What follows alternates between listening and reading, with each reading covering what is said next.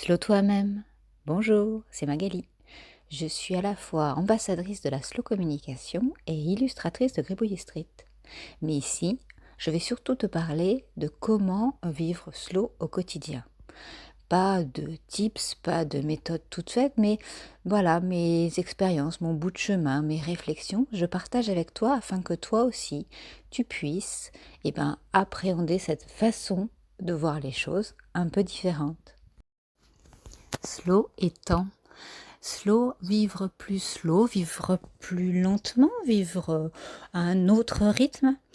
Pour moi, slow, c'est surtout une question de justesse, d'intention et d'attention, pas seulement une notion de temps. Mais c'est vrai, parfois le temps s'en mêle. Parfois, le temps est un allié ou un ennemi. Moi, je te propose un point de vue, une expérience par rapport à cette idée de slow et de temps. Tu vois, parfois, quand dans mon emploi du temps, j'ai des rendez-vous avec voilà, des clients, avec des prospects, etc. Et puis, il arrive que les rendez-vous se décalent, les rendez-vous s'annulent et perturbent mon emploi du temps si bien réglé. Et quand c'est ça, on a beau vouloir être slow, c'est agaçant. On dit, ah, j'avais prévu, j'avais organisé, j'avais planifié, j'avais un temps, j'avais une petite bulle prévue pour ça, et puis ça tombe à l'eau, qu'est-ce que je fais? Au premier abord, ça m'agace. Il y a comme un temps de latence, comme si le soufflet était retombé. Et il me faut toujours un petit, comment dire, une petite pause, un petit pas de côté, une petite vision plus slow de la chose en me disant, bah oui, bon, le rendez-vous est annulé, et finalement j'ai gagné le temps du rendez-vous. Finalement, c'est un cadeau. Finalement, ça m'est offert. Je vais pouvoir faire autre chose. Plutôt que de me dire, ah, ça m'agace, ça va tout chambouler. Non. Et puis, si ce cadeau, c'est du temps où je fais rien, c'est pas plus mal en fait. C'est voilà, c'est ce soufflet qui se dégonfle, cette pression qui relâche. Et c'est bien aussi.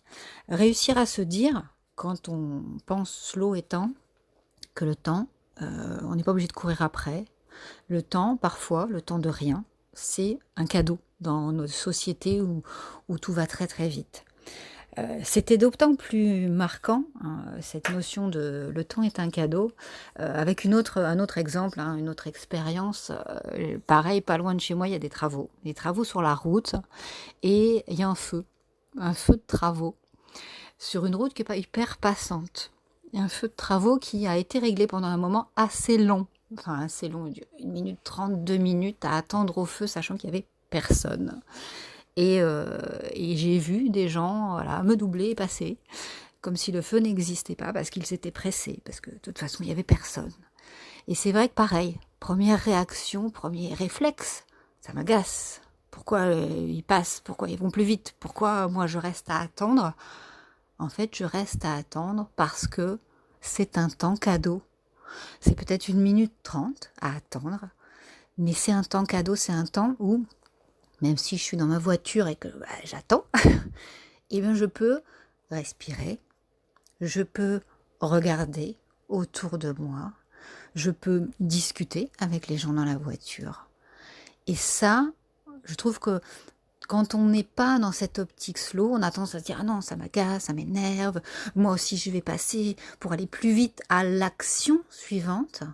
Mais finalement, ce temps-là, ce temps qui n'était pas forcément prévu, ce temps qui nous est au premier abord imposé, c'est un temps pour à revenir à soi, un temps pour être plutôt qu'un temps pour faire. Voilà, donc je voulais te partager ces deux petits exemples, cette vision finalement du temps un peu subi, du planning qui est chamboulé, je voudrais aller plus vite mais finalement je peux pas, pour que tu puisses toi aussi te poser la question comment tu réagis quant à ça, quand tu as un feu qui est très long, quand tu dois attendre dans une salle d'attente, quand tu as ton planning qui est chamboulé, est-ce que tu t'agaces et est-ce que tu restes agacé? Ou au contraire, est-ce que tu arrives à, à te poser, à te dire c'est un cadeau, ça me permet d'être, ça me permet de respirer, ça me permet de voir autour de moi. Et, et comment, voilà, en fonction de ce que tu ressens, en fonction de ce que tu constates, est-ce que tu as envie de changer? Est-ce que tu peux changer et comment intégrer ça par petites touches, tu vois. C'est une façon de faire les choses un peu plus slow au quotidien en ayant une vision, une sensation, une impression de temps différente. Allez, je te laisse avec ces réflexions et je te dis à très vite.